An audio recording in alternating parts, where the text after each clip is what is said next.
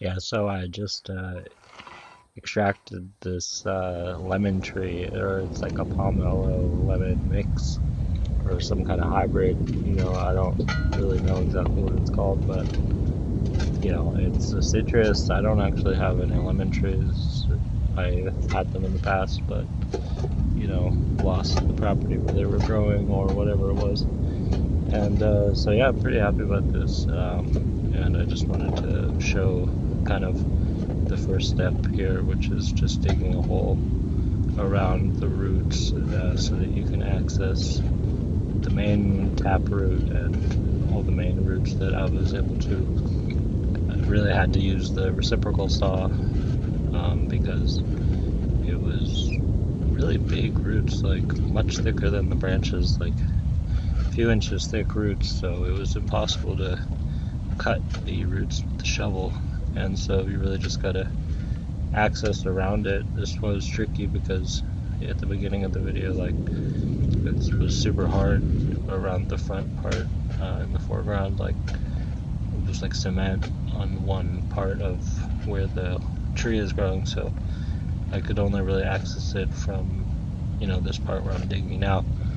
And once I was able to expose some of the roots, I was able to cut them.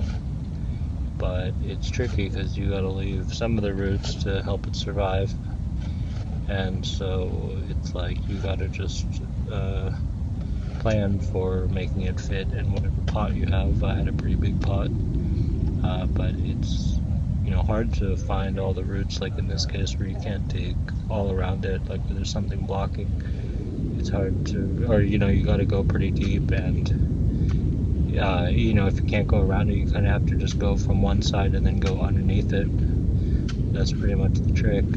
But eventually I was able to kind of pull it forward, like towards me, and just kind of cut off some roots that were connecting it to that cement that was making it hard to dig up. So yeah, it turned out pretty good.